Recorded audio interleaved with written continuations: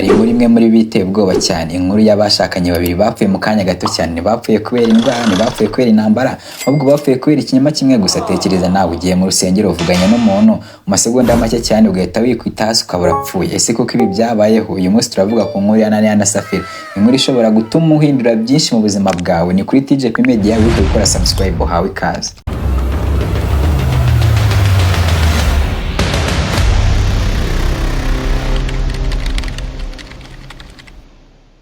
Nyuma y'urupfu n'izuka rya Yesu, abigishwa be batangije itorero rya mbere i Yerusalemu. Abantu bari bafite umutima mwiza cyane, barafashanyaga, abagira amafaranga bagafasha abakene.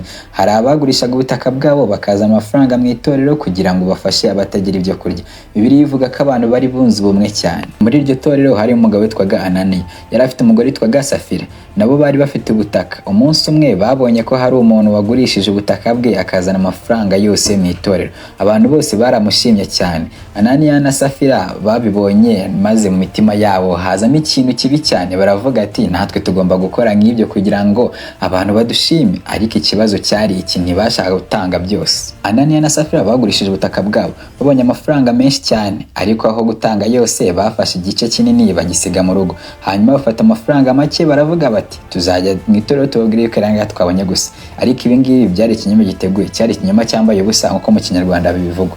Bibiliya ivuga ko Safira yari azi neza icyo umugabo ari gutegura, kuko byose bari babiteguranye, nawe yari abizi neza, mbese yaramushyigikiye mu makosa yari agiye gukora. Umunsi umwe Ananiya yafashe amafaranga ajya ku ntumwa, ageze imbere ya Petero ashyira amafaranga hasi. Abantu bari aho batekereza bati uyu muntu atanze amafaranga yose pe, ariko Petero yari azi ukuri. Petero aramubaza ati Ananiya, kuki wemeye ko Satani yinjira mu mutima wawe ukabeshya umwuka wera? Hanyuma Petero arongera avuga ati ntabwo ubeshya abantu gusa, ahubwo ubeshya Imana. Umunsi umwe Ananiya yafashe amafaranga ajya ku ntumwa, ageze imbere ya Petero ashyira amafaranga hasi. Abantu bari aho batekereza bati uyu muntu atanze amafaranga yose pe, ariko Petero yari azi ukuri. Petero aramubaza ati Ananiya, kuki wemeye ko Satani yinjira mu mutima wawe ukabeshya umwuka wera? Hanyuma Petero arongera avuga ati ntabwo ubeshya abantu gusa, ahubwo ubeshya Imana. Ananiya akimara kumva ayo magambo, ikintu gitangaje cyarabaye. Yahise agwa hasi, mu masegonda make cyane yari amaze gupfa. Abantu bose bari aho ngaho bagize ubwoba bwinshi cyane. Bibiliya ivuga ko abantu bose batinye, bagira ubwoba bwinshi, kuko n'ubwa mbere ikintu cyari kibaye. Ubwa mbere umuntu bari babonye yikubita hasi batazi n'icyo abaye, akaba arapfuye muri ako kanya nta no gusamba. Nyuma y'amasaha 3 umugore we Safira araza. Ntiyari azi ko umugabo we yamaze kwitaba Imana cyangwa se yamaze gupfa. Petero aramubaza ati mbwira, amafaranga mwagurishije ubutaka naya? Safira nawe arasubiza ati yewe. Ariko cyari ikinyoma cyambaye ubusa, cyari ikinyoma cyateguye uko nabibabwiye. Umugore wa Ananiya yakomeje kwihagararaho, akomeza kuvuga yuko amafaranga araye. Petero aramubwira ati kuki mwumvikanye kugerageza Imana koko? Hanyuma aravuga ati abashyinguye umugabo wawe bari ku muryango, nawe baraje bajyane. Ako kanya Safira nawe yahise agwa hasi, abarapfuye muri ako kanya. Abantu baramufata baramujyana bakajya kumushyingura iruhande rw'umugabo. Ubwo amaze gupfa ari bangahe? Ni babiri, ni umugore n'umugabo. Iyo nkuru ikimara kumenyekana hose, itorero ryose ryagize ubwoba bwinshi cyane. Abantu bose basobanukiwe ko Imana irebera hose icyarimwe.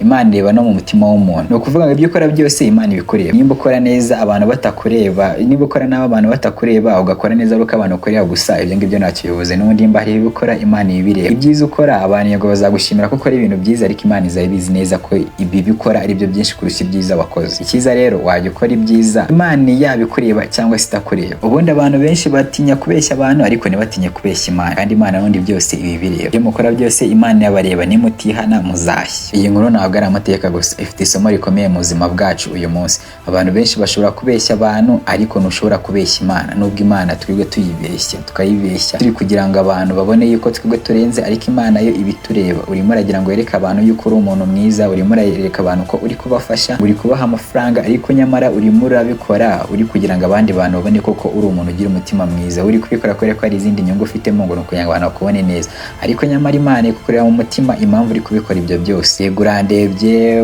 uhereye hasi ugeje hejuru, uri kuvuga amagambo yose uri gushaka, uri kunuka, uri kugira ute, Imana niyo ibireba. Ngiye nabyo ndi kubona nta n'ikibazo cyabintwaye, ariko Imana niyo ireba mu mutima wawe. Na Safira ntibapfuye kubera amafaranga, bapfuye kubera kwishakira icyo icyubahiro cy'abantu, bashaka abantu bavuga bati reba ukuntu disi bari abantu ari beza we. Ikibazo cyabo cyatangiye ari ikinyoma gito cyane, ariko ingaruka zabaye nini cyane. Buri uzabeshya abantu nugeraho wihane, ariko ntuzigere ubeshya Imana. Ntuzigere ubeshya Imana ngo warihannye, kuko Imana ibireba mu mutima. Wenda abantu ushobora kuba fakinga, abantu bakarebera bakabona yuko koko uri umuntu mwiza, bakabona ko uri umuntu w'Imana, ariko kwirirwa wereka abantu ko uri umuntu mwiza, kwereka abantu ko ufite amafaranga, kwereka abantu ko uri umukire, kwerekana abantu ko ufite amahoro, ariko wowe ubizi neza yuko nta mahoro ufite, nta mafaranga ufite, nta kintu na kimwe ufite, gusa urimo urafakinga ubuzima. N'ubyo twita fake life. Ibyo ngibyo ntacyo bimaze. Wowe reka gukora kugira ngo ushimishe abantu, ukora kugira ngo ushimishe Imana, kuko n'undi urabizi neza abisi ntibanyurwa, abisi ntabwo bazigera, nta n'imwe uzigera ubemeza. Ejo uzabereka ko ufite amafaranga bazavuga, ejo uzabereka ko ntafite nabwo bazavuga, nubereka ko uri umuntu mwiza bazavuga, ntibazabura ibyo bagushinja, kandi nubereka ko uri umuntu w'Imana nabwo ntibazabura ibindi bintu bagushinja. Wowe rero kora ugendera ku mategeko y'Imana, ubaha Imana, wubaka amategeko yayo, ubundi ibindi nabwo uzabibona. Nimba ukorera Imana ntugakore kugira ngo abantu bakubone, kora kubera ko umutima wawe bishaka. Iyo umuntu abeshya abantu ashobora kubihisha, ariko Bibiliya itwigisha ko Imana ireba hose icyarimwe, ari mu mutima wawe, ari n'ahandi hantu udashaka kwerekana. Imana irakuzi wowe wese. Inkuru ya Ananiya na Safira itwibutsa ikintu gikomeye cyane. Iyi nkuru itwigisha yuko ukuri ari ingenzi, umutima mwiza ni ingenzi, kandi ubuzima bwacu bugomba kuba buzira uburyarya. Nimba iyi nkuru igukoze ku mutima, andika muri comment uti ukuri niko kunesha. Kandi nimba ushaka izindi nkuru zo muri Bibiliya cyangwa se n'izindi nkuru zisanzwe, ukora subscribe kuri TJP Media, ese tubwire muri comment ibindi bintu ushaka ko tugukorera. Aho ubutaha rero, I love you guys. Muri iki gihe ishusho y'ikigo cyawe imenyekana mu masegonda make. Mbere y'uko umuntu agera ku muryango wawe, abanza kugushakira kuri internet. Kandi iyo agushatse nakubone neza cyangwa website yawe agasanga itari professional, ahita yigira ahandi.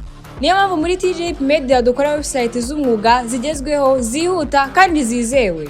Intego si ukubaka website nziza gusa, ahubwo ni ukubaka icyizere, kuko icyizere gitangira kuri internet. Ariko kugira website yonyine ntihagije. Abantu bakeneye kukubona buri munsi, bakamenya brand yawe, aho baguhamagara, aho barizwa, nuko bakugeraho vuba. Niyo mpamvu dufasha ibigo gushyiraho no gutunganya business profile, bigatuma iyo umuntu ashakishije izina ryawe kuri Google ahita abona location, phone number n'amasaha mukorera. TJP Media dukorana n'abantu n'ibigo bitandukanye: amashuri, ibitaro, hotel na restaurant, companies, amaduka n'abacuruzi, startups, real estate n'abandi bose bashaka kuzamura ubucuruzi bwabo online. Dukora design z'umwuga, video ads na content ikurura abantu, bikarangira babaye abakiriya bawe.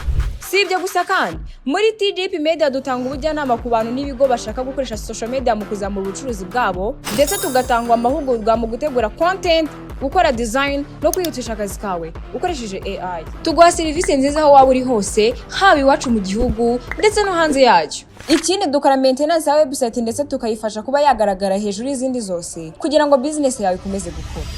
Kwandikira uyu munsi